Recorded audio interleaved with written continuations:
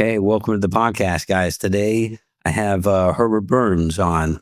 Herbert, how you doing? I'm doing good, Gray. All right, man.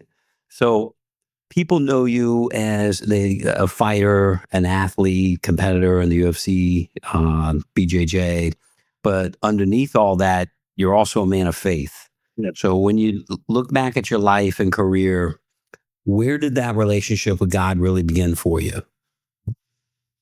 I think I always had the relationship with God. God tests you to see if that's what you really want.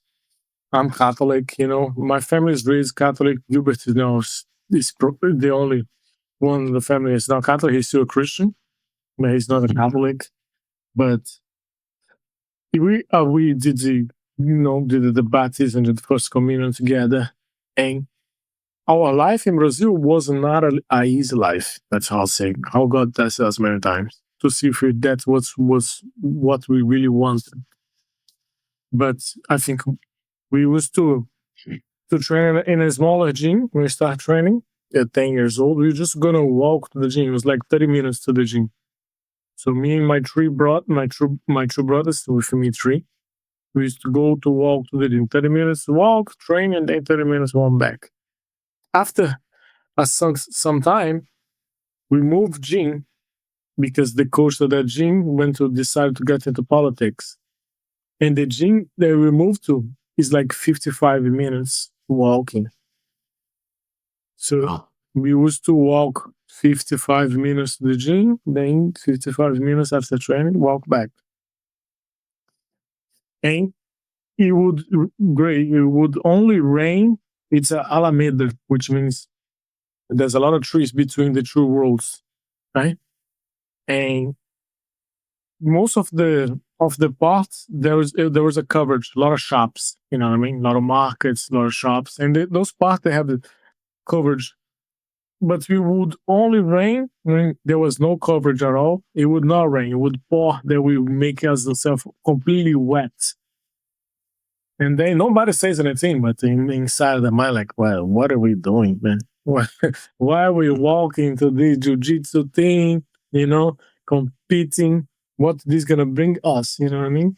And at the time, to be honest, I did not know what's like this was gonna happen, because I have a promised land.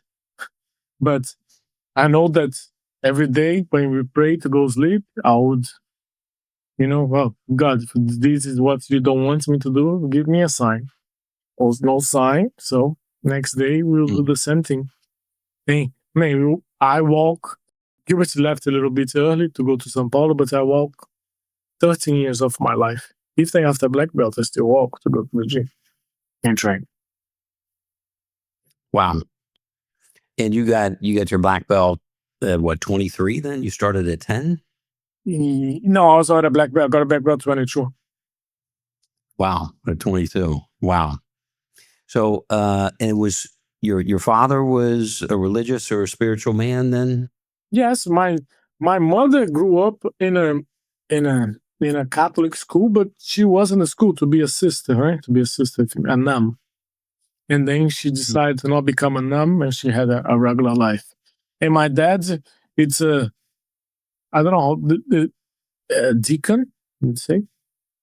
Right. Deacon of a church. Yeah, my dad is a deacon of a Catholic church, so he can do some of the things. No, he cannot do the whole thing that the father can do, but he can, if he needs to do a marriage or baptism somebody, he could do that. Okay. And congratulations. I know you just recently got married, right? Yes, I did. Thank you. Yeah. Congratulations. Sure, I just saw. I was looking at that you came to the Black Belt Club. Yes, sir. Yes, sir. Appreciate that. Yeah, almost 11 years now. Nice. Yeah, minus injuries, so it's probably like 9. Good. Congratulations. Thank you, man. Thanks. So, getting back to you, so MMA it's such a demanding sport, physically, mentally, emotionally. How has your faith carried you through those moments when things didn't go the way that you hoped? Many times, because on the Mhm. last part of my career, things did not that definitely did not go the way I wanted it to go. You know what I mean? A lot of injuries. I have, you trained with under me for quite some time, but you follow closely some parts of my career more closely than the latest part. But I have this knee injury on my knee since 2014, 13. And I kept fighting with it until I had to do a surgery. And then the first surgery wasn't successful. So when I came to fight, I knew it could something happen, and I took the risk anyway. And it happened during the fight. And then after the second surgery, it was very hard. Still, like I have chronic pain on the knee. It's nothing like I have a tendonitis. It's not. It's hard to keep it fighting in a world class level with the amount of things that's happening without taking anything. I don't take it. The only thing I take is water. Not even coffee I drink. So if my faith carry me because I have a purpose in life. My purpose is I have jujitsu and martial arts is what's make me who I am as a person. You know what I mean? So I think my goal in life is to bring other people to this. I think like religion, martial arts also can be a platform for life. You know what I mean? So Right. I think religion brings you to the ultimate salvation, which is, what's our goal should be here. But martial arts can give you tools to achieve that salvation, which can be discipline, which can be self-control, which can be, a resilience in your mind, a toughness that it can build into you, or how I can say, unbreakable warrior spirit. You train that. That's what martial arts give it to you. You apply on the mats, and then from the mats, you apply in your regular life. And martial arts give me that, and my faith kept me strong because many times, like during those many ways, I'm like, man, should I keep doing that? Should I stay training? Because I had injuries even during jiu-jitsu. This first knee injury I had was before I started doing jiu-jitsu. And it was reoccurring. And if it wasn't for God, I don't think I would be doing that. But he kept me strong. I'm trying to think in there's a lot of examples that I can bring on. I'm gonna try to bring one more significant one. So you know that I had a problem with one championship, right? You know that. Right? I fought for one for a long time, and I had at that time 5 winning streak, and the fight, my fights on the fourth fight, if I win the fight, it will be a title shot. That was promised. That was it. So I fought a former champion, Honoro Banario, on the fight, and I submitted him in the first round. And then the company's like, "Oh, great, did amazing, submit in the first round, but let's do one more fight." So I'm like, okay. So during that fight, like a lot of crazy things happening on the camp. Me and the company starting not getting well because they didn't do what they promised. So I wasn't happy, of course. And me and the gym that was working on Evolve MMA, which is owned by the owner of World Championship, started not treating me so well. You know what I mean? So it was a little trouble on that time. But I kept my faith strong and got to a point that I said I didn't want to work for the gym anymore. So when I stopped working, they canceled my work visa in Singapore. So, but I was training in Singapore. If I want to train somewhere else, they will cancel the fight. So I had to go to Indonesia and come back to Singapore to renew the visa. Like I wasn't working illegally, I was just training, but for the immigration, they don't care. Right. But the immigration was giving me hard time to come back to Singapore. Like not okay time. Like really, really hard time. And again, I said, God, should I just cancel this fight and come back to Brazil? You know what I mean? And I always ask him whenever I have a tough decision to do, I sleep on it. Like, let me know what you want me to do. I'm leaning to this. If it gives me no sign, he gave me signs before. I will not do it. You know what I mean? And he actually, no, you gotta fight. You gotta fight. And it was hard. The gym did not provide. They sent one of the coaches that me and him were having we're not in good terms. The coach did not help me to cut weights. It's cut weight. I'm sure you were cutting quite a bit. What do you cut? 20 pounds? I mean, I don't know. No, that time I was lighter, to be honest, but I was cutting 15 pounds. Mm-hmm. But I had to cut weight, half of the World Cup by myself. And then one of my friends that was helping another fighter came and helped me, so that was like struggling to not make weight. Mm-hmm. And I made weight, and I was the co-main event on the fight, and then I got a sponsorship for Indonesian company, and then the company decided me to put me on the undercard to take my sponsorship off the TV. So again, it's all this like politics in the background that most people, they don't see. Just the casual MMA fan that and then understand. I'm like, God, just keep me focused on the fights. I know those things are happening, but making me not focus on that makes me stay focused on the fight as well. And again, I won the guy first round submission. And won, promised another title shot that did not happen, and then he went to a 2 years layoff. And then when I came back, they forced me to fight at 155. But there was another one. This one, I don't think you were training for me at the time, but you don't know everything that happened. I think you don't know. I never told this to anyone.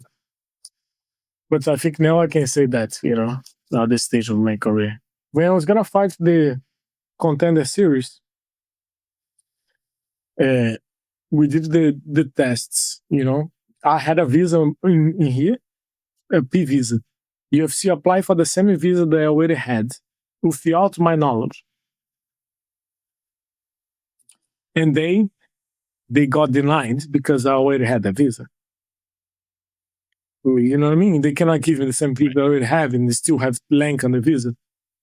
And then the UFC called Ali. Ali is my manager still. And Ali is like, you're out of Contender Series. Like, how am I out? Like, no, they denied your visa and you cannot fight. So Contender Series is Tuesday. This was Wednesday on the week before the fight. You're like, you're not going to fight. You don't have a visa. I have the visa. I just fought a Titan FC. I have the same visa. It's a work visa here. I can't fight. No. Right. They apply for the visa. You're not going to fight. So I'm like, no, I can fight. So I try to connect people for the UFC. I contact my lawyer. Hey, can you send a letter? Send me the email of the people. And then we're trying to reach out to them. Ali reached out to them. And then Ali called me next day. Hey, look, there's no fight. You off the card. I mean, how am I off the card? I have the visa, man. They can allow me. I have the visa. What's the problem? They're like, no, they want their visa through them. You're not gonna fight. And this was already like Friday, and I was supposed to travel Saturday. So I'm like, he's like, you can go eat. Stop doing that. You're not fighting. There's no fight at all.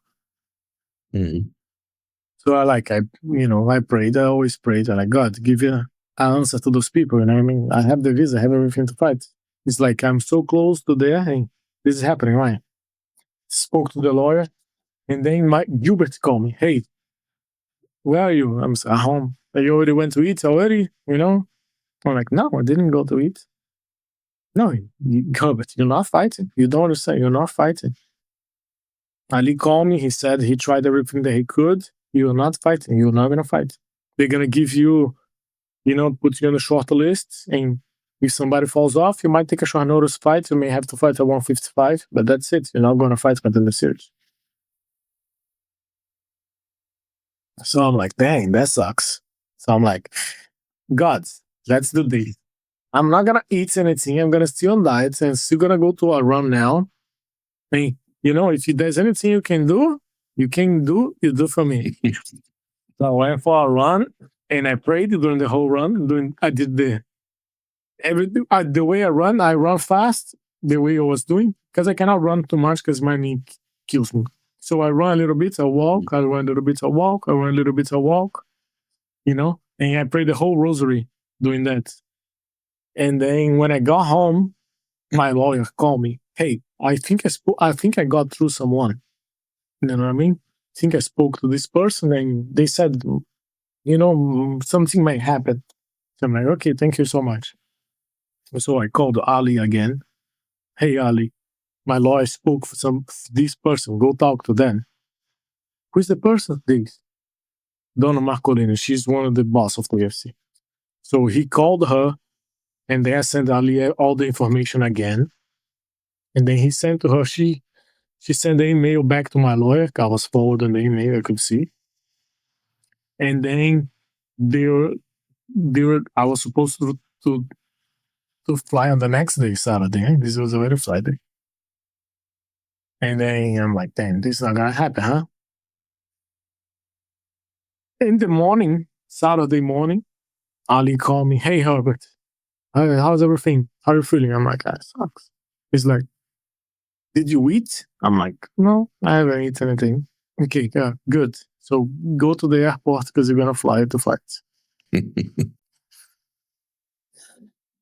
But yeah, this is again, it's God, it's the faith. I'm sure if I wasn't strong willingly and God didn't give me the strength, I would eat, I'll get out of the diet, I will not make weight, I will that's it. I'm not gonna fight anymore. Right. And there is another one on the same camp a little bit before. It was like very hard to fight in the Contender Series. When I did they have the CT scan, they found something on my head, and the neurologist. So this was when I got the camp, the UFC sent all the doctors. So like a month to the fight, and I did the CT scan, sent to them. They're like, the CT scan was denied. You cannot fight. I'm like, bro, I never got concussion. I never got knocked out. I said, not even on train. I never even put to sleep. I'm like, how is that something? And then the doctor, no, he does have it. You have something in your hand and it's not safe for you to fight. So I'm like, how is not safe? No, there is a black spots. We don't know what it is. Could be blood clots, and you can bust when you fight, so you cannot fight. So they want to retire me. So like you cannot fight anymore. You're not fit to fight.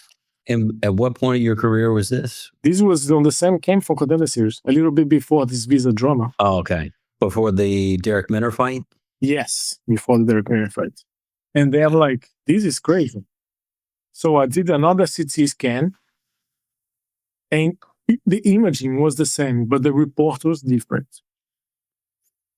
So the UFC sent me to this guy in Wildwood. I cannot say the name of the doctor because the doctor is on the protecting list. He's on the witness protecting list, the doctor. Oh, okay. So the doctor is in Wildwood. So he's a specialist of testing people to see if they have concussion, if they can fight or not. But you do a neurological test that lasts like 4 hours. So I was very nervous. So, Contender Series, I didn't make any big buck at the moment. So I was very tight on my budget. So the doctor scheduled the thing for the test for like 12. And Wildwood was like 5 hours from here. So I drove on the morning. Because I didn't want to stay in the hotel. Because I didn't have, it'll be one more. It's already a lot of gas, a lot of time, not teaching class because I'm off the class, Mm-hmm. So I drove to Wild Woods. He went directly to the doctor, very tired, you know what I mean? And did the test. And the test was in English. I speak good English, but it's not my first language. There was I was doing okay the test until he had like this word association game that killed me. I'm like, I was already very nervous for this word association game. I had to say a family tree of the words of the same word in English. I'm like, he's like, three. I'm like, and then he's like, so he finished the test. It was bad. I was very nervous and I did not understand most of the shit, most of it. So I'm like, he's like, the doctor finished the test. He's like, come here, sit here with me. He's like, I'm being honest with you. You did not good on the test. But I can see that you're normal, but your test was not good at all. So how it happened? What time you arrived here? I'm like, I drove here and I came directly here. He's like, no, you cannot do that.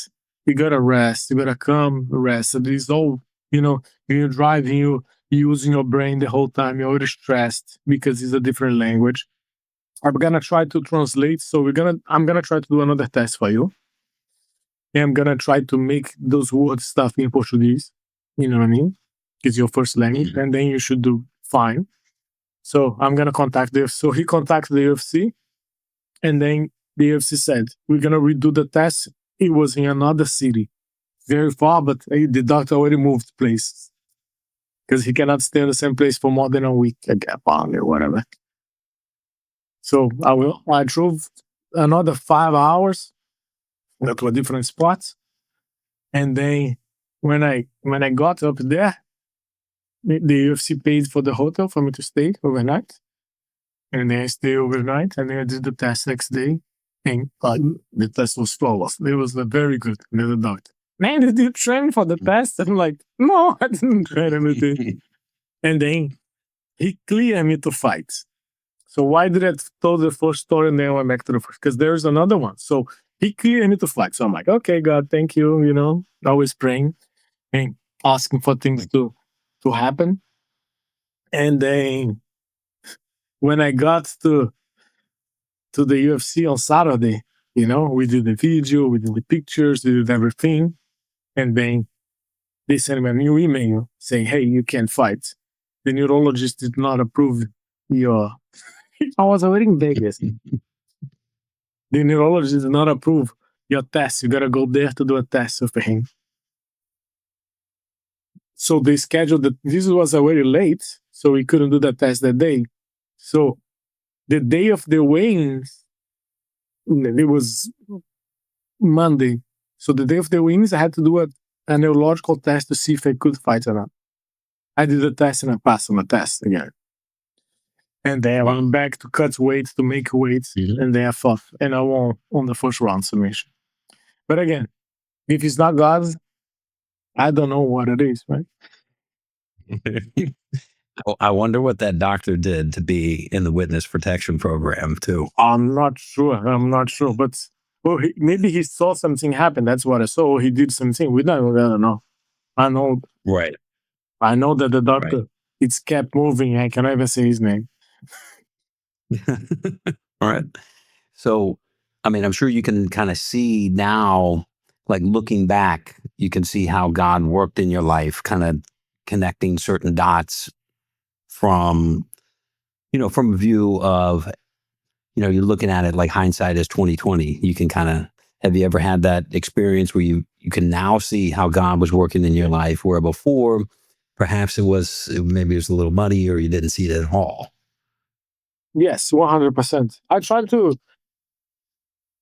I pray every day. So every day I go to Cliff in the morning, I pray the rosary on the car. It takes me to go to Cliff now, and I'm living in Boynton Beach, takes me to 30 minutes, maybe, depends on the traffic.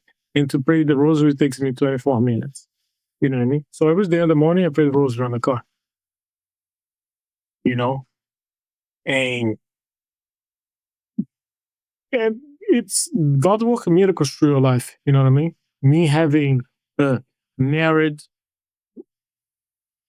I want to do things right. So my first child, you know what I mean? It was when I was 21 years old. Before I got a black belt, I was already dead. You know what I mean? From an Yes. from my ex girlfriend, she didn't. She said I take the medicine, I didn't take, and then we had a baby. And she said, "Hey, no, we can, we can, we can." She wanted to kind of try to do an abortion. I'm like, I'm not gonna have an abortion. You gotta take responsibility for your actions. You know what I mean? It's a baby. It's a person. You cannot kill this person. Right. And Yeah, this is a grave spiritual sin. yes. Yes. And I wouldn't leave it for myself. Even if she did feel my consent, I wouldn't be like, I would not forgive myself. So Right. it was very hard. But, my daughter is 16 years old and she's beautiful. She's smart. She's a great blessing in my life. But this time I wanted to do everything right. That's why I went to Brazil. I got married. And even when I was already living together with my girlfriend here, it's not something that, you know, I, of course, life happens and you have bills to pay. Two people paying bills is better than one. You know what I mean? Right. But it's not something that you should done. You know what I mean? If in a perfect world, you'll be separate and then when you guys get married, you guys go and live together. You know what I mean? Right. But, Right. the world's not perfect thing. Everything in my life, it was a lot of work to have, but having God by my side is the only way to achieve things. I think if you out to him, I say to my friends, on my class, I try not to preach a lot because people come to the jiu-jitsu, but in my private time, I talk to them, especially if I have a one-on-one talk. And I say to the students, you gotta look for God. You know what I mean? There's only Jesus is the true God. And Correct. without you, God is still God. But without God, you are nothing. So you gotta be humble and look for to stay close to him and to be in good terms with him. Right. There's some people, they look at fighting, they go, "Oh, this is violence. Um, how can you do that if you're a man of God?" What's your response to that? Life is not, there's no, I think there's true answers to that. You know, the one is like God wants you to do your best. He puts you with a gift, you know what I mean? And I feel sorry for and the gifts that you have, you're gonna have stages in life, you know what I mean? You're like a butterfly. A butterfly is not born a butterfly. You know what I mean? And everyone in life will have stages in life. And God gave me this fighting gift. I never, my goal was never to be a fight. It was a natural thing that happened into my life. You know what I mean? Started doing jiu-jitsu then brought me to teaching people MMA. Then from teaching people MMA, make me fight MMA.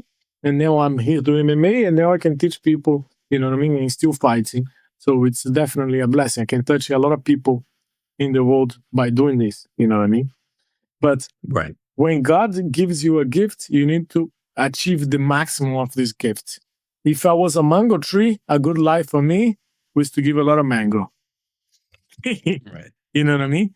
So if I'm a fighter, the maximum that I can do is to be a world champion, to fight on the best company in the world, and I achieve those things. I think that's the first answer. And the second answer, man, fighting is the best thing that you can have in your soul. Every single day in the morning to wake up is a fight. So if you don't fight, life is gonna go through you. There's no fairness in life. It's not because I don't eat the lion that the lion won't eat me. And there's no deserving. You get what you can get. You know what I mean? You should do that with your moral values, you know what I mean?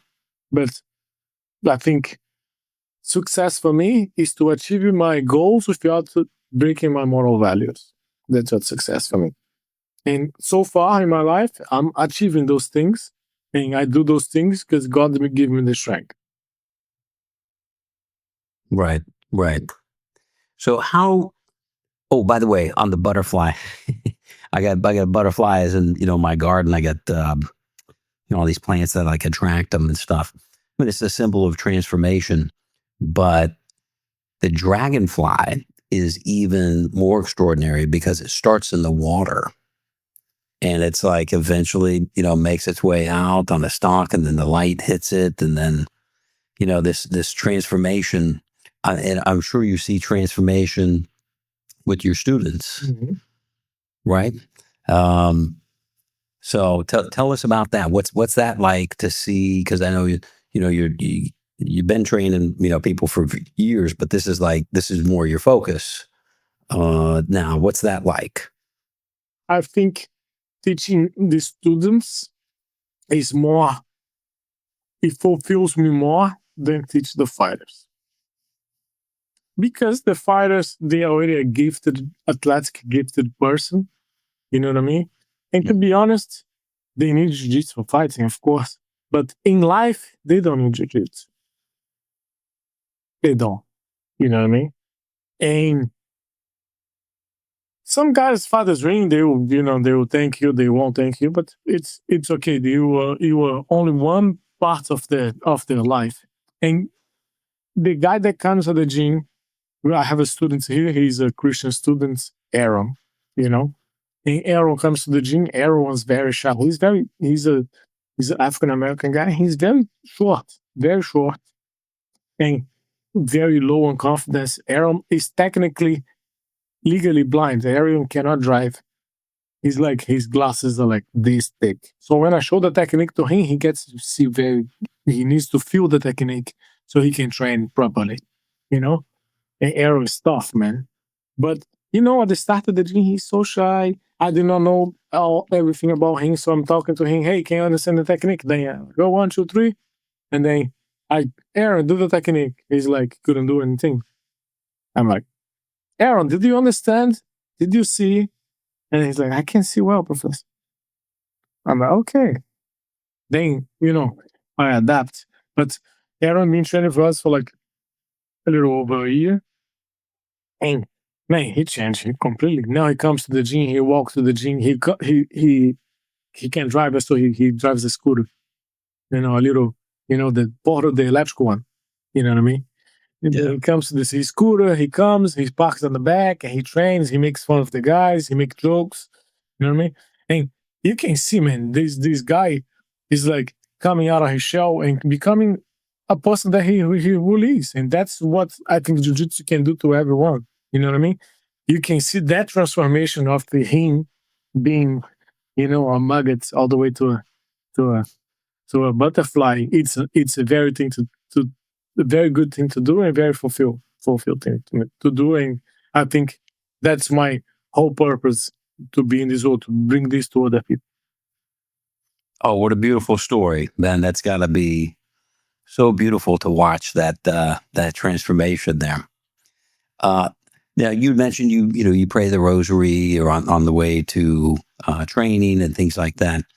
Tell us about spiritual habits or routines, whether it's reading or prayer or meditation, something that grounds you. What do you do? So every day in the morning when I wake up, I thank God. You know what I mean? One thing that I'm starting doing for like 6 months or so, I always bless my food. It doesn't matter if I'm eating at home myself or for the whole family or if I'm eating on the streets. I know people get shy to do, on the restaurants, everything. I do it. I don't care. You know what I mean? Yeah. And it's good. The more you do, the more normalized you'll be. It'll be a good thing. And also pray before I sleep. But I don't meditate. The rosary is my meditation. You know what I mean? I do not meditate because I think in Portuguese we say, I don't know, maybe English people say too, but the empty mind is the devil's office. And I think when you meditate, you empty your mind. You know what I mean? Because you're trying to think of nothing. You know what I mean? And Got it. I believe there are other ways to meditate. Like on the rosary, you sing you pray the Whole Mary several times, and that's when you are meditating. You know what I mean? That's my meditation for me. So the whole meditation for me is when I pray the rosary, and I try to go as to the mass as much as I can. Not going as much because the baby is not allowing us. I don't think the baby can go on the mass yet, but we're gonna try this Sunday. And I confess, man. I think one thing that I do is confess. I try to confess my sins. I still need to go to confession, but I think because the devil is the only one that wants you to live in the guilt. So Yes. if you don't confess, that sin will gonna eat you. Well, I give an example for the guys here. It's like if the devil doesn't get you on the bad, it's gonna get you on the good. You know what I mean by that? Sometimes you're doing the right thing, right? And then you go to church, you confess, you do the right things, and then the devil's like tries to get you on the usually sins that you commit, and you don't fall for them. And then they'll be like, Right. I'm gonna get this guy in a different way. You're gonna get this guy some pride. See, you're better than everyone else. You go to church, Spiritual pride. those guys don't do, and then again, pride comes and he hooks you again. But the main thing to protect from temptation for me is to not argue. You can't reason with the devil. There's no reasoning. He will fool you, and you're gonna be fooled, and you're gonna be happy, but you're gonna be fooled, and you're gonna commit the same sin. So avoid the temptation. Something, if your temptation is to eat cookies, you know what I mean? A silly example. Don't buy cookies. Because if you buy cookies, guess what? You're gonna eat a cookie. And then you're gonna be like, I'm just gonna eat one. Okay, so only one. Right. And then you open your 81, and then he's like, you ate one. You're a horrible person. How could you break your diet and eat a cookie? What are you doing? And then you're like, see how horrible you are? You already ate one. Now you eat the rest. What's the difference? You already, Right. and then you eat the rest. And then he's like, dang, you're such a horrible person. You eat the whole cookie package. You know what I mean? And that's, as my kids would say, you're a big back. yes. So there's no winning. So the best thing to do is to temptation here. Don't try to reason. You know what I mean? But this can be for anything. Like sometimes when in camp, I always go to train, but I don't want to train. I'm so sore. I have no energy. I'm not eating well, but I go to train. Right. But to recover, hey, just rest. Just rest. You know what I mean? I don't even like it. Or go to train. Just go get out of the house and go train. You know what I mean? And I say to the students, sometimes people thinking, oh, but he's a fighter. That's why he can do it. That's why, that's why the people stay so disciplined. I'm a normal person, man. If I can do, I'm sure you can do. It's just more of will. Tell yourself. I think the devil tried to catch you on the hypocrisy of you to yourself. You know what I mean? You promise something to yourself and you don't do it, and then he kills you, right? It's right. So if you promise, you do it.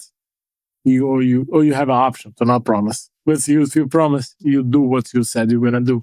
Because then this way, for me, it works for me. I prevent the temptation from happening. Right. And then have integrity. If you say you're gonna do it, you just follow through with it. Yeah.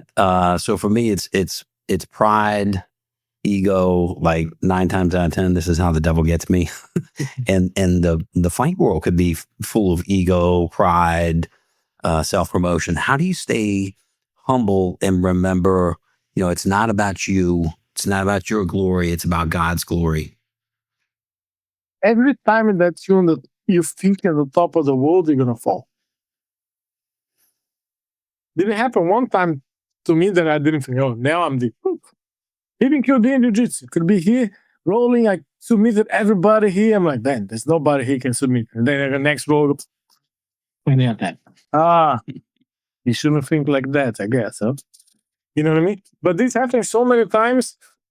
Like I think, the 7 capital sins, right? Pride.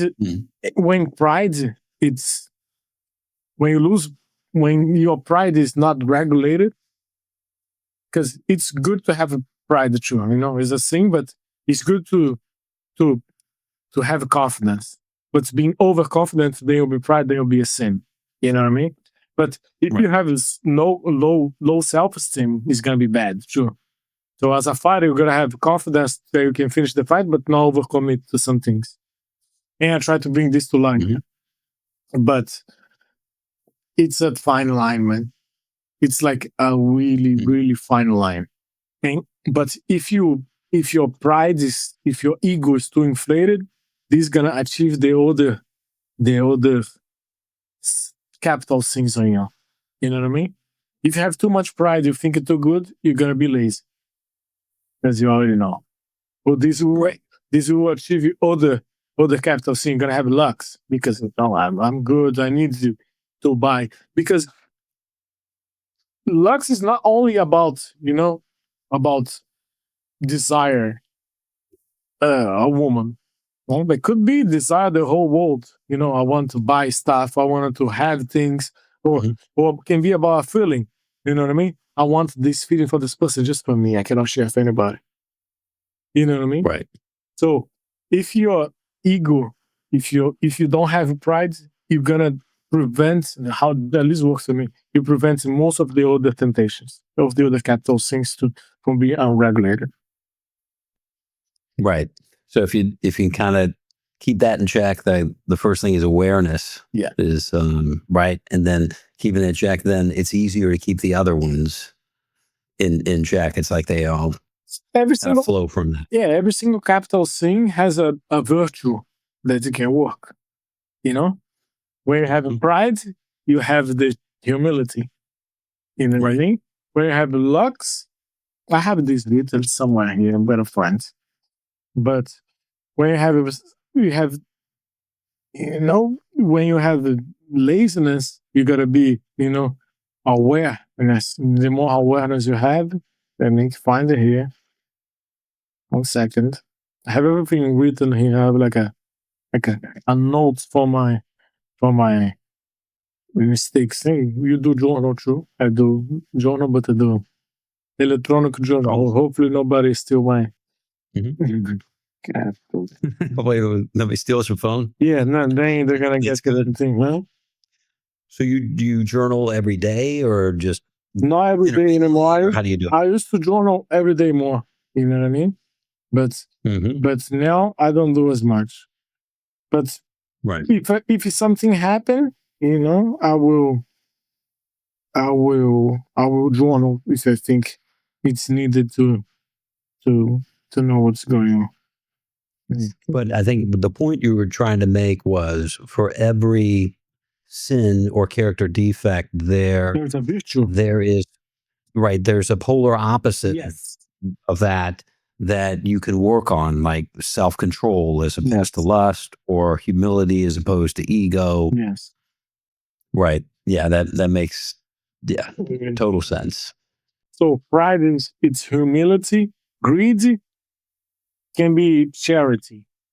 You know what I mean? You give it away. Yeah. When it's lust, it's chastity. You know what I mean? You're not gonna do that thing. You prevent. Can be like, again, if you have too much lust about woman, don't get onto that. When it's envy, you gotta be kind. You gotta work on your kindness. When you have gluttony, you gotta work on the temperance. You know what I mean? Self-control. When it's wrath, you gotta work on your patience. When it's love, you gotta be diligent. So the 7 capital sins are pride, greed, lust, envy, gluttony, wrath, and sloth. So for every single capital sin, there's the remedy. There's a capital virtue. Right. So you need to work on those things. But I think the main one is pride. If your pride is it's unbalancing, the other things will probably be more suitable to happen. Right. Oh, for sure. For sure. Yeah, pride is the number one for me. Envy that one really didn't get me so much. Like when I see somebody else doing good, I'm like, good for them, man. But pride is, oh man. That was, guilty as charged, So early in your career, success might have been, BJJ world champion, hey, I find ONE FC, I'm in the UFC. How has your definition of success changed as your faith has deepened? I don't think it changed. My faith was always strong, but it grows stronger with time because you have more maturity with you, right? And you understand, you know, the more it's funny because you look at I was talking to Sean, Sean Soriano is one of the coaches for Coquelicot also. And his reels, on Instagram, sometimes if I barely have a free time, but when I do a free time, I go on my direct message, and these guys, I think they have too much free time. They send me funny stuff. The whole day, there's like 20 from me because I have a lot of friends all over the world, and they send me this stuff. Mhm. And sometimes I see their things, and then I roll up. You know what I mean? Right. I keep scrolling. And as I scroll, most of my Instagram feeds, it's about Jesus. Most of them, I think 90%. And those guys, Yeah. I'm like, hey, I was beside them. Look, it's gonna be all Jesus. And then another one of father saying something. And Right. they're like, how can you train that? Every time I appear something that I don't want to see, I block. Right. I don't even like not interested. I block the thing so it doesn't appear to me. But you ask how was my I think the only thing that grew was my maturity. You know what I mean? I'm more experienced in life. As experience, I hope to get more wise and no more pride, no more not proud. But I understand that I have to have faith, but I have to bring those around me for the faith as well. I think that's the main thing that's changing. Mhm. What do your prayers sound like after a loss? I lost it. I just thank him, you know what I mean? Because a loss, it's under our control, you know what I mean? God gave me the tools. And when I go to fire, my last few losses, I wasn't, 100% physically because after the second surgery, especially, you know what I mean? My 100% is 70% of myself. You know what I mean? It's hard to fight 70% of yourself in a fight in the main organization in the world. Every single, and it's not going to have an easy fight. All the fights are tough. You know what I mean? And I know the risk when I take the fight. You know what I mean? And I do willingly, but it's just thankful for him. You know what I mean? I'm just full of gratitude that God me allows to go there and do what I want to do. You know what I mean? I believe in free will, and I believe, you know, He will. In my mind, I'm already a champion. That doesn't mean I need to work hard to not be a champion. You know what I mean? But I already achieved a lot. But I want a chance to prove to myself. When I thought I'm proving to myself that I can do, and not to other people. You know what I mean? I think there's layers in your personality that as you go, there is a reason people wanted to do the things most of the time. I start just to impress the people. You know what I mean? To be pat on the back. But as you going, it's like jiu-jitsu. No, you're a black belt. You don't roll because you want to see other people see you roll. You can roll with a friend and nobody knows about the post you roll. You know what I mean? It's the same thing. And when a loss happens, I'm sure of course I'm not happy, but I never blame God. And I think God sometimes He's like for me to fight, to be on my fight. I always thought and fought. Right? I never just you're just gonna fight. There was not a point in my career that I could afford to only fight. I always had to teach. You know, and I think the losses forced me to teach more. And I think I I take this as a sign from him that he wants me to focus more on teaching, less on fighting. You know why? Because Got it. Then even they had the fourth law that they were open here, you know, and I subscribed myself. Damn, I'm gonna compete. No, it's here for other times. I'm gonna compete. They do some no gi. Then I was like, God, if you don't want me to fight, give me a sign, right? If you don't want me to fight anymore, give me a sign to compete anymore. I went to the barber and I got a face allergy. but, but Is that from Ed? yeah, bro, got a face allergy. That's I Okay. I was like I couldn't even sleep for like 4 days. Wow. Oh, I definitely couldn't compete. So I'm like, Mhm. it could it could be not God, but could also be God. You know what I mean? You know what I mean? So I'm like, should I compete more or not? So I'm keeping asking him the question. Was you like really let me know? Was you? But those things keep happening all the time. You try, you get injured, you get this, you get that. You have free will, but Right. you know what I mean. But I think I understand what he wants from me. So, but I'll keep trying to do what I want as well. But every day when I pray, when I end my prayer, I say two things. God, I know I believe, but please grow my faith. And the other thing is like, do your will in my life. I know sometimes I wish I want some things that's are not gonna be good for me. And you can see ahead. So don't do my will. Do your will. Make sure your will is on my life and on my will. Thy will be done. Yes. Right. From the Our Father, from Yes. Matthew 5-7, the Sermon on the Mount. Yeah. Yeah. Oh, it's beautiful. It's like, so it sounds like you're grateful for whatever happens, whatever trials, tribulations come your way. And then you try to understand what his will is for your life. Yes. Hey, God, show me a sign. And then part of that, it sounds like it's teaching. And, what a beautiful story. This guy is blind and like you're helping him, and the transformation of him, and not only him, I'm sure there's, a lot of other people that you train with too. But it sounds like that's, from what I'm hearing from you, that this is what God's calling you to do, at least for right now. Yeah. Does that sound right? Yeah, that's all right. So that's what I'm doing for now. I also teach the profilers, but the profilers they come and go.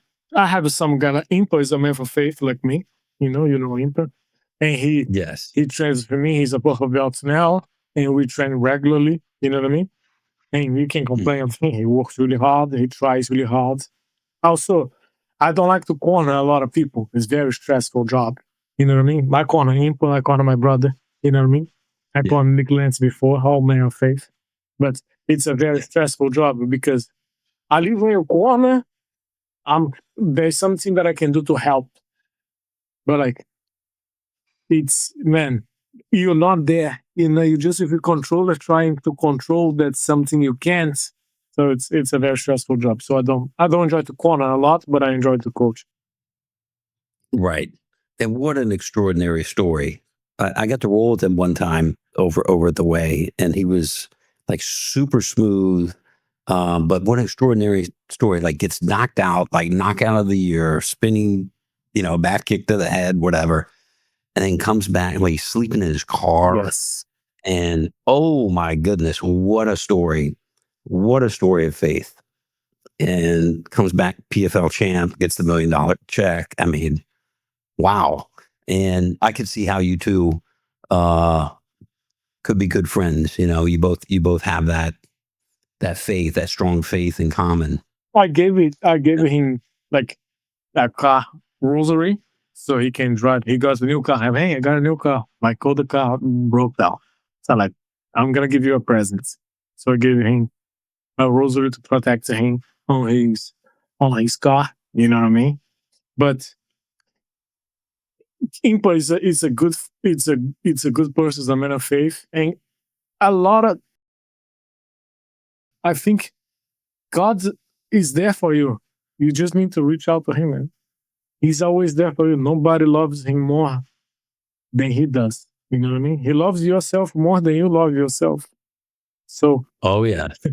so reach out to him, man. Yes, for sure. And I was an alcoholic, could not stop drinking. I was an atheist. I came into church because I didn't know what else to do. And all it did was like reach out my hand just a little bit. And the obsession to drink was immediately lifted. It was like a white light spiritual experience. So I know that to be true. It's not, I don't believe it. I know it to be true. When you reach out, You just all you got to do is reach out. He's always there. He's always chasing us. Yes. When I got working here, I I have a house now, which is good. I live it there. I'm out of the apartment life. And we got the house, and I don't know. I don't believe when people sometimes people don't they can't describe their the encounter for another person, and they didn't have a good experience with the person, and they just put something very abstract. Oh, the person doesn't have a good energy. You know what I mean? But it's a very Mhm. abstract thing to say. You know what I mean? Maybe the guy having a bad day, you having a bad day too, because just didn't click at the moment. It's not doesn't mean that energy. You know what I mean? Because Right. when you're protected by God, nothing. If you are, you know, in under the grace of God, He will protect you. Sometimes you are not, and then you're vulnerable to things of the world. You know what I mean? But we got our house, and the house, you know what I mean? I think the people that lived before the house, they did not have a faithful life.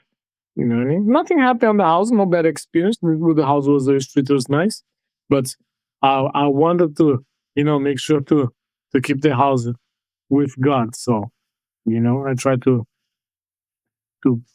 bring God into the house. So I put a statues on the back. Right?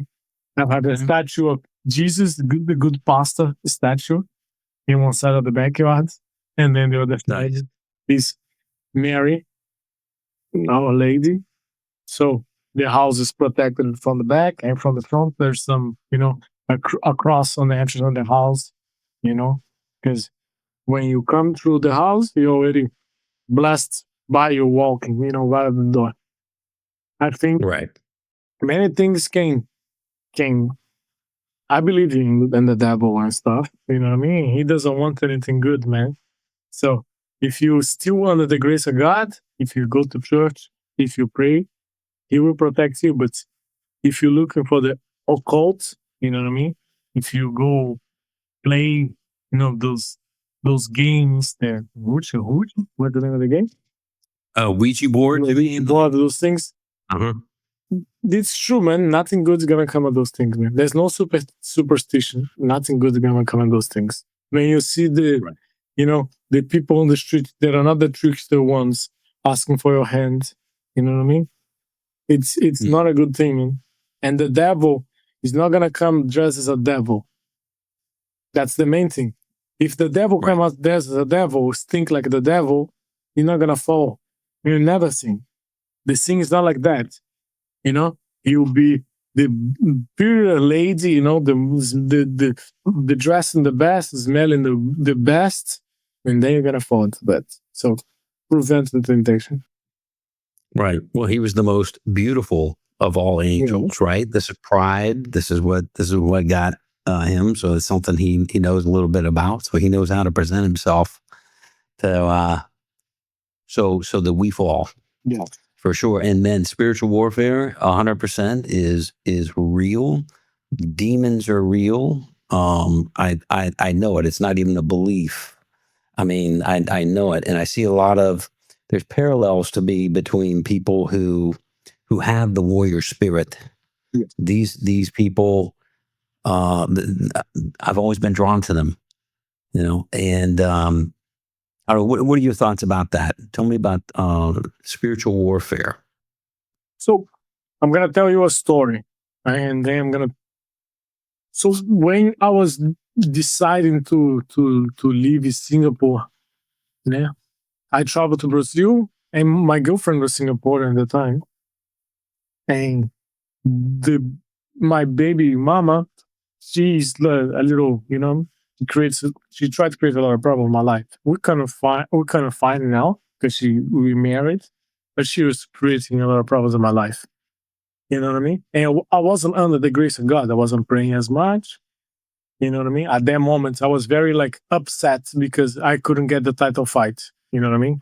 Between those things, I went to Brazil in this 2 years layoff. So I was working as a commentator in the Brazilian TV training. You know what I mean? But I was financially not bad, but for Brazil, I was financially good. You know what I mean? But in the world, I was not. So I was going out. training, doing things, but there was not a fight. So there was not a like a, I need to be so hard in the training. You know what I mean?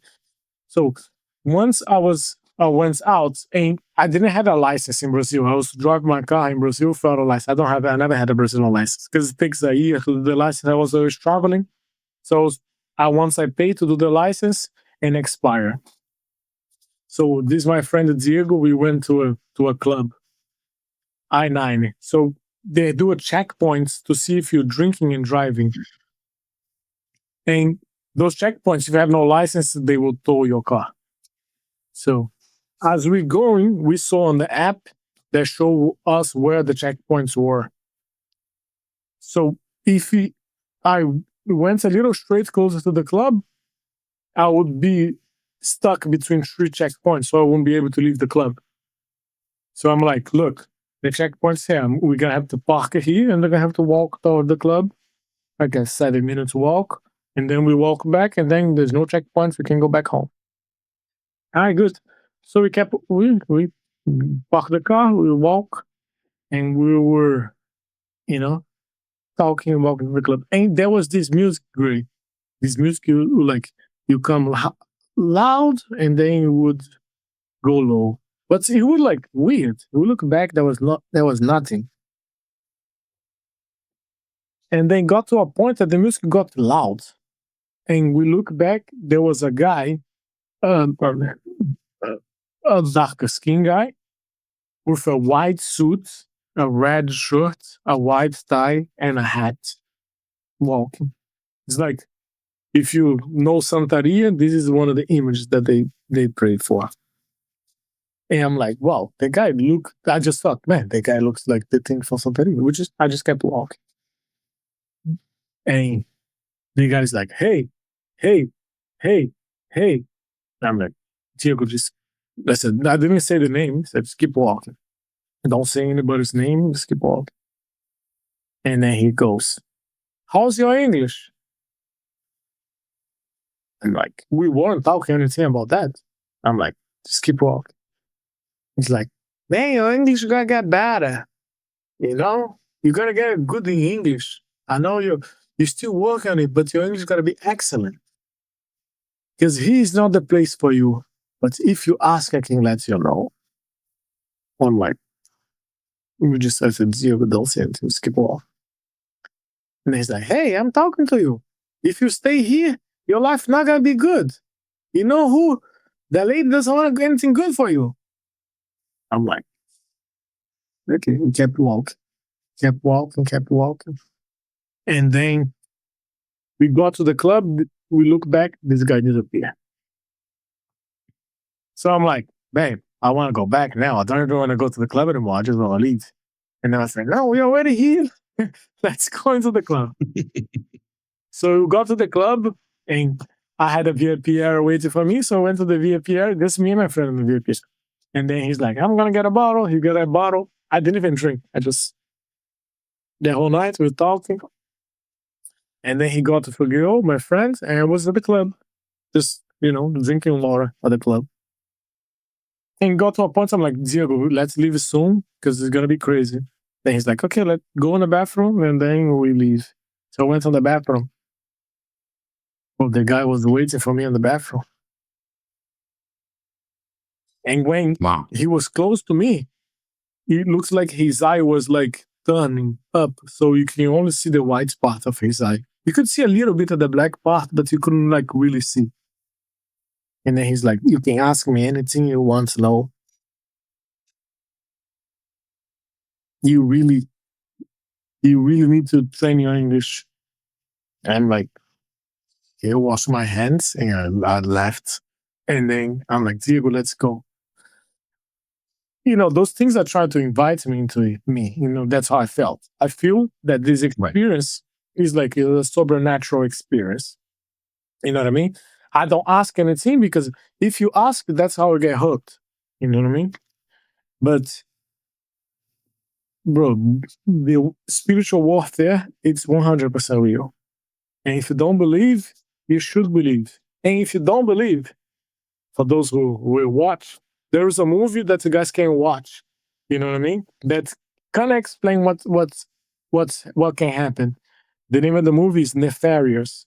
It's a small movie. It's not a a blockbuster. It's not. And most of the movie, I'm not gonna tell the whole movie and the end of the movie, but the movie's pass in the guy that he's on a death row. You know what I mean? He's gonna be sentenced to death, and then, but he's possessed by a demon called Nefarious, and then he needs to be evaluated through a psychiatrist. To the psychiatrist doesn't determine that he's crazy, so he can die. Because if he's crazy, he's gonna go to a mental hospital. He's not gonna die. And the devil wants him to die.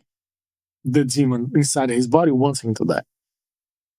So the psychiatrist, the first psychiatrist, goes to see him and say that he's crazy.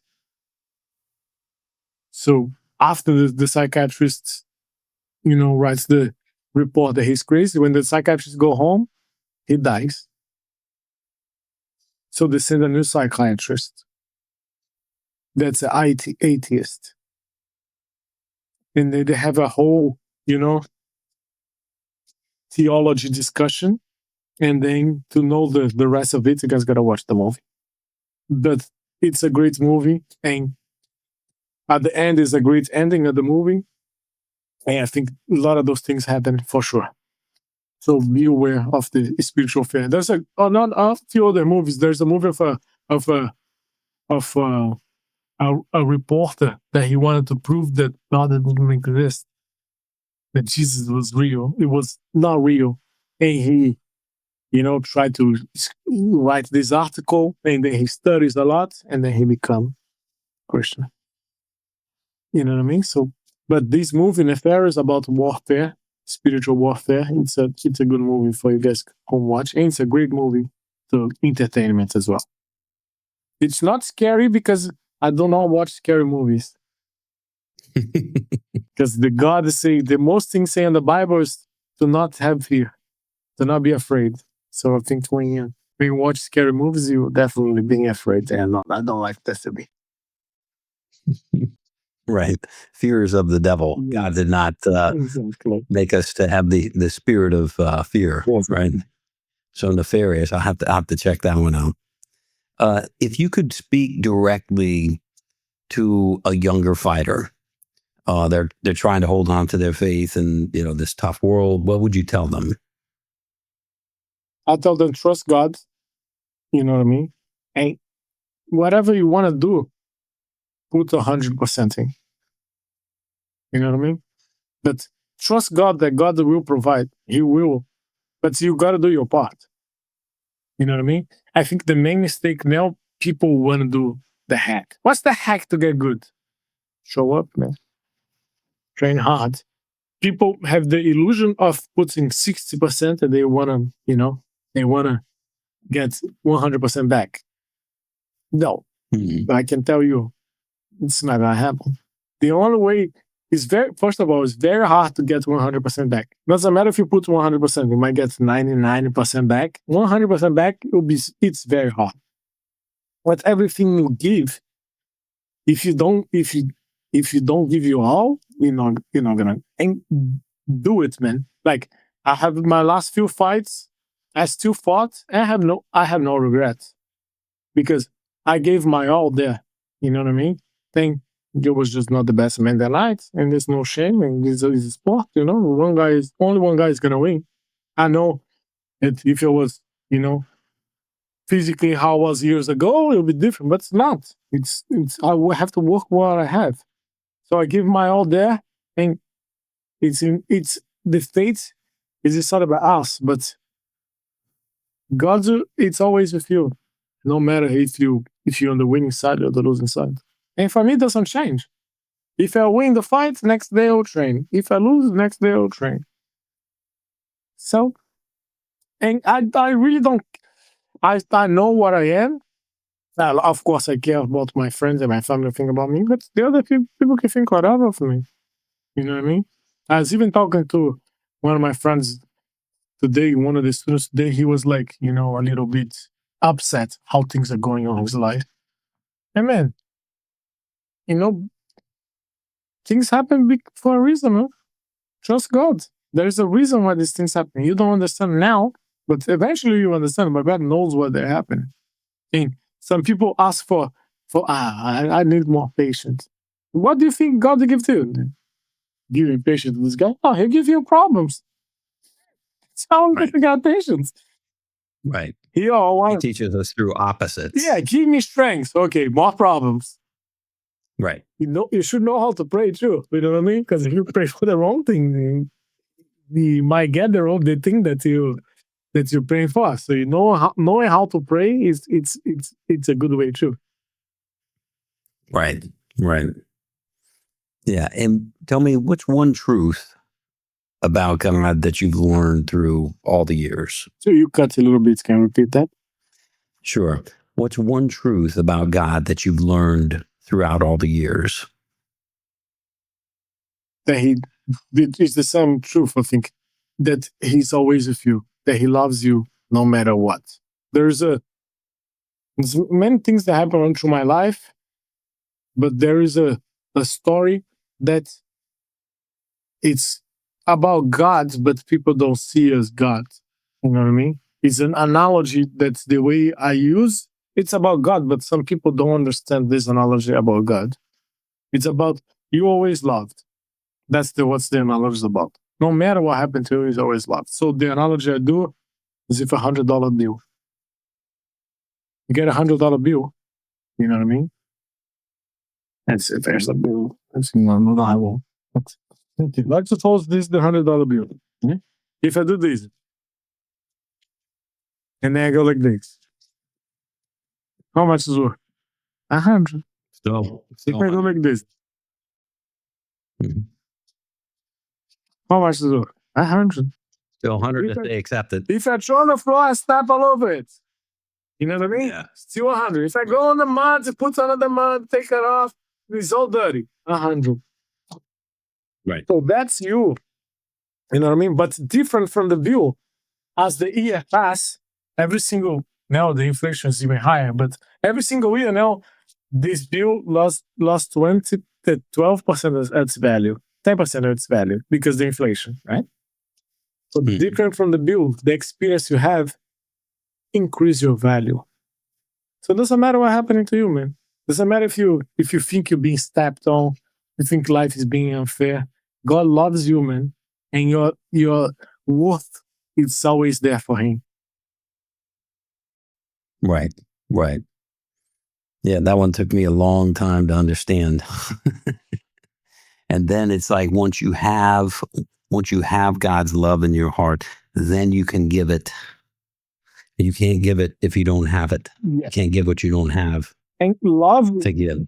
That's why I teach, right? So love and knowledge, they're the only two things in the world that when you divide, they multiply.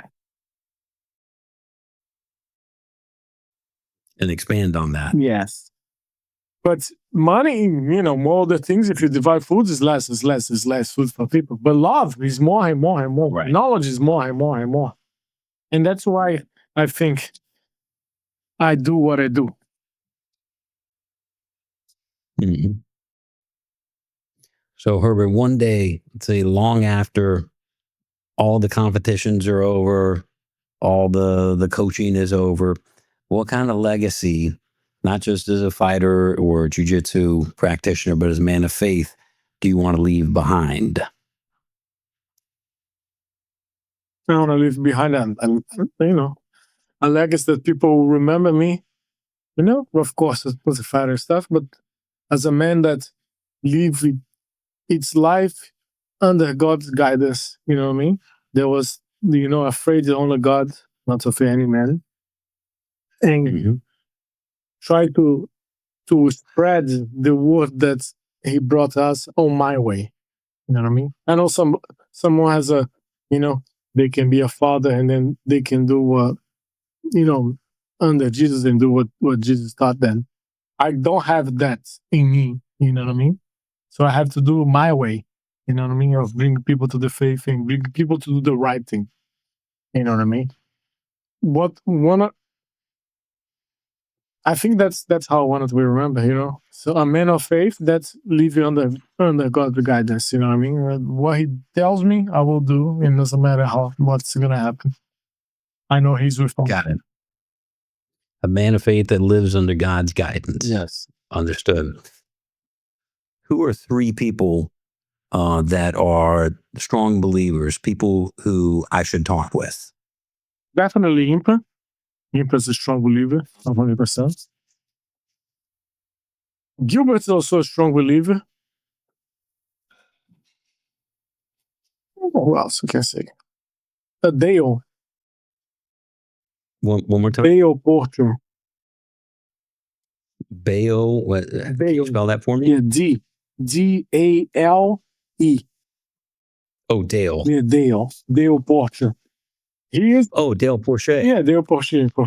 I've known him for years. Yeah. Lindsay and his wife. Oh, yeah. Yeah, Dale's a good guy. He comes. Man, he's an older gentleman. You know what I mean? Yeah. Put like that. He's not a fighter. That's why I'm saying like that. Huh? And he comes Wrestler. and he comes and wrestles with us a good clip every Wednesday.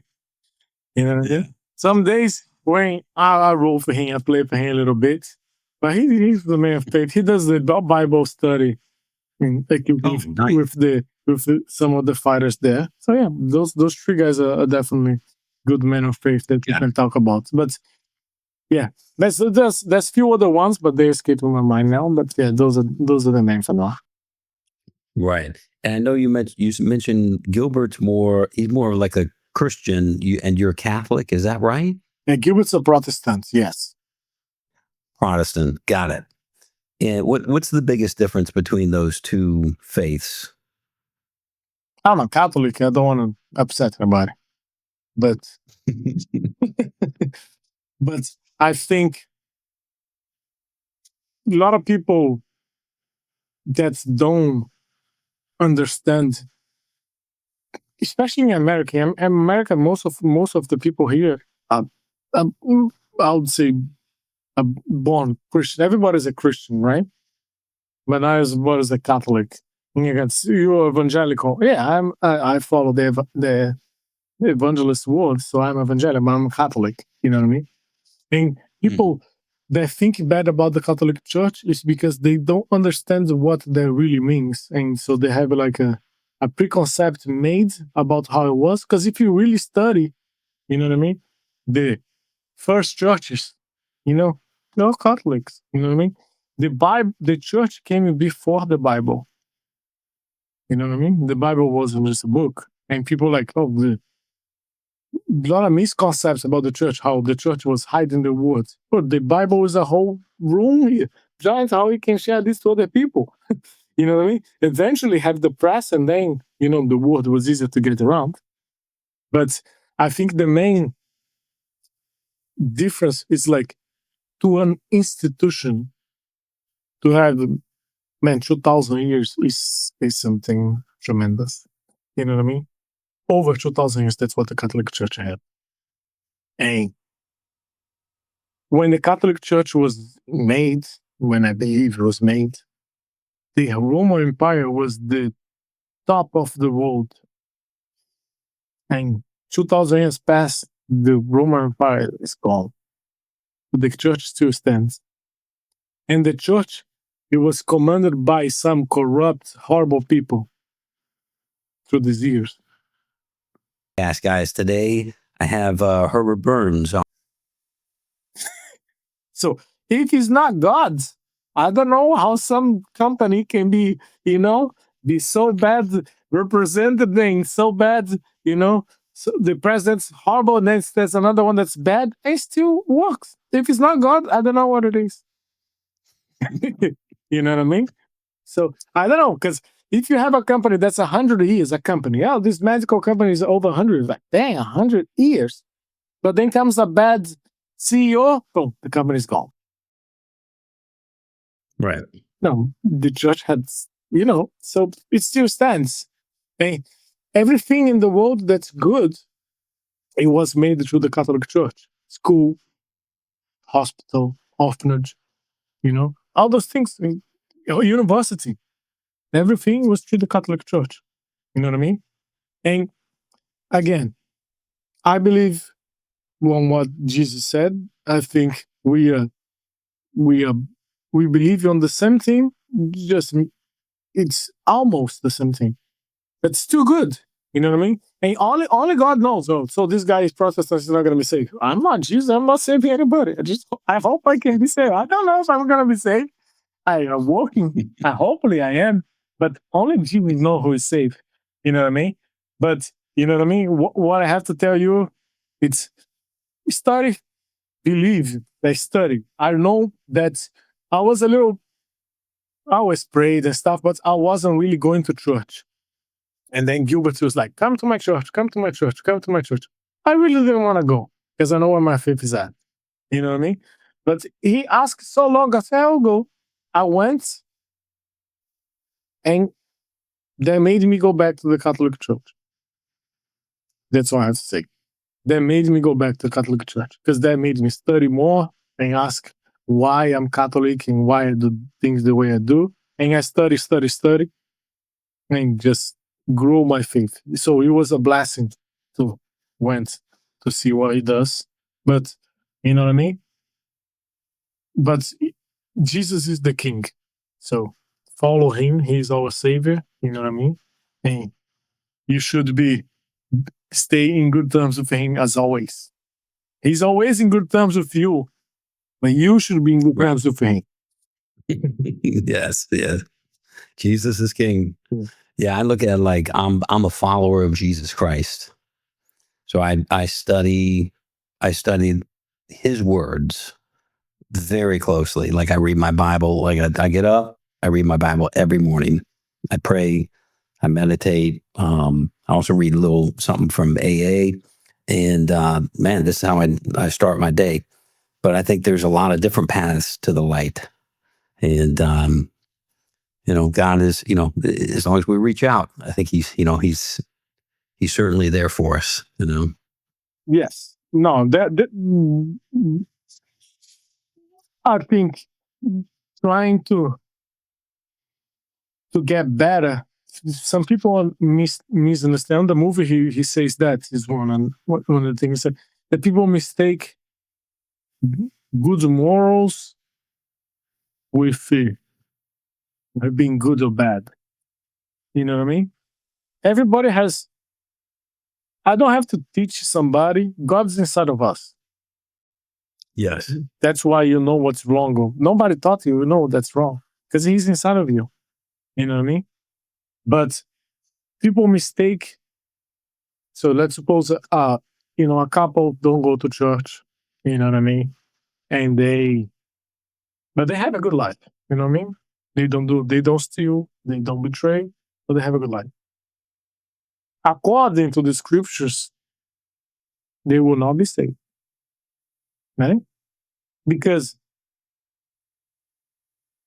the devil, he's not afraid of you being right or wrong. He's afraid of Jesus. He just want to keep you far away from Jesus. It doesn't matter if you do everything right or not. Hey, you don't have to work to go to hell. You don't have to do anything to go to hell. Actually, if you're not doing anything, guess where you're going? You're right. So there is why I told this. There is a story that the guy is on he died. And then as he died, he was in a wall. And one side of the wall, it was hell. You know what I mean? And with like nothing, a desert. And in the desert, it was the devil was sitting and he had like a cigar on his hand, just looking. Just look at the wall, looking at the guy. And the other side, it was the angels, was Jesus, was the saints. Hey, come in here. You gotta come to this side. Come to this side so you can have eternal life. Come to us. Come to us. And the guy's like this. And the guy turns to the devil and asks, hey man, you gotta work in your marketing, man. I'm here on this wall, and on the other side, people are asking me to jump to that side, man, and you don't say anything. Why don't you say anything? It's like, the wall's mine.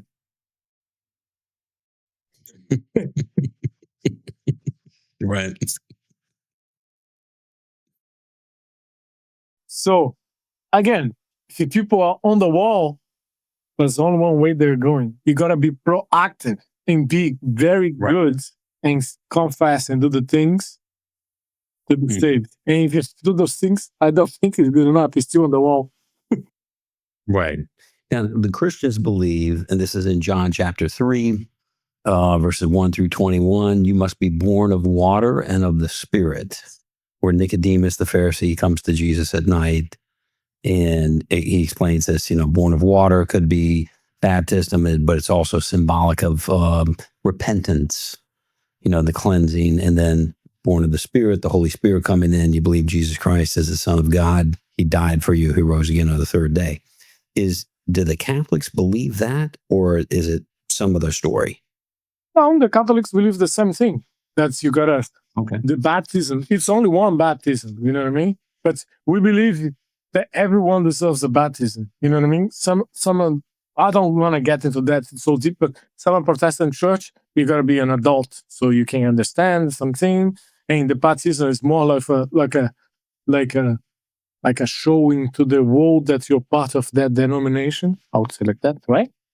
Symbolic. It's incorrect, and I don't think it's symbolic. You know what I mean? I think no, I think it's true. Now you're part of the church. If you don't have a baptism, then you're not part of the church. Got it. What about the thief on the cross? The what? The thief on the cross. It was a baptism on grace. Explain. It was baptism on grace on church. Because so at that time there was not a church formed yet, right? It was the Christian. It was starting, right? So although Jesus was baptized by his cousin John the Baptist, yeah. So when he was on cross, this was the only guy that actually went to heaven, right? He's in heaven. The thief there beside Jesus, right? Because one asking him, "Hey, why can I? Why you're not a savior? Why don't you save yourself?" And the other one say, "Hey, don't talk to him like that." You know what I mean? He didn't deserve. He didn't do anything bad, and he's dying like us. And then Jesus say, "Hey, because you believe, you know me, you'll be with me in paradise." You know what I mean? So that was his baptism on grace, because he asked for forgiveness at that moment, and Jesus deciding himself, gave him the baptism and offered him the key to come to live eternal life beside him. So there's of course, Jesus can create his, he's himself, He's 3+1. He can create his, how can I say the word in English is missing now? The exceptions. Because he can do whatever he wants. It's good to be the king. Yeah. So, but I cannot create an exception to anybody. I just follow what he said. What's the path he laid? Okay, let's follow that. Right. I watched David. You watched David, the series of It's on Prime. I haven't seen it yet. Is it good? Yeah, it's very good. He's on the second season now. And David, Saul was the king before, the story, right? Saul was the king before, and then he betrayed God, he broke the first commandment of venerating himself as a god and not God as God, you know what I mean? He wants God to do his will, and he didn't want to do the will of God. So God anointed David, and David grows in the story. And then I was talking to my wife watching the show. I'm like, dang, why Saul does that? What does Saul, God spoke to him, told him what he wants from him directly through Samuel. Why he doesn't just follow? Man, if it was me, and then I thought, if it was me, I may do the same thing, because God laid the path, and sometimes I still, miss the path. So I'm like, dang, forget about Forget I said that. Forget I say that. Yeah, that's always just a normal person like me. Yeah. The older I get, it's so much harder for me to judge. I used to judge other people all the time. It's I am that whatever anyone else has done, their shortcomings, their failings, whatever, sinned. It's like, I got no business, pointing the finger, because it's like, I've done horrible things, but praise God, he's forgiven me for them. But yeah, I'll have to check out that Yes, series. a very good series. The Chosen is a good one too. It's still in the sixth season now, but yeah, the David is very good too. I've heard friends mention that too. I just don't really watch TV much anymore, but To be honest, make an I don't have cable. I don't watch TV, but on my free time, sometimes I'm too tired to read because I'm already like, yeah, I'm not gonna absorb anything. You're gonna have to read the same page again 1,000 times. Yeah, I don't want to do that. You know what I mean? So to sleep, Mhm. I'll put on a series. So it's something that I don't have to, to really. I can watch and pay attention. These ones I know the story, so it's easier to follow. And it's a good story. It's a good example for us to follow. Right, got it. And Herbert, if people want to reach out to you, uh, what's your Instagram or in Twitter or X, whatever? It's just gonna put Herbert Burns. You're gonna find me. That's it. Herbert Burns on Instagram is Herbert Burns, on X is Herbert Burns, and if you put Herbert Burns, you're gonna find me. Hey, you know, and that's it. You guys can find me also here at the Way Martial Arts in Lantana. You know what I mean? You guys can learn jiu-jitsu, kickboxing. We have Andre Fialho as one of the coaches here, Portuguese powerhouse. And Mhm. that's it. Improve your life, live it better, you know what I mean? Live it through God's guidance and be afraid of only Him. Because sometimes you don't do the right thing because you're afraid of the other person would say. Be afraid of God and not the other person. You know what I mean? And make time for God because you want to spend the rest of your life with God. And sometimes during the day, you make excuse to give Him 5 minutes, 15 minutes. But you expect to live the rest of your life beside Him. So, man, make sure this 5 minutes, it's nothing for Him. It is everything for you. So make sure to work your schedule and pray for Him and praise Him because He loves you like nobody. Got it. Thank you so much, Brother Herbert. May God continue to bless you and your family. Thank you, Ray. Thank you for having me. All right, man. I'll see you. Thank you.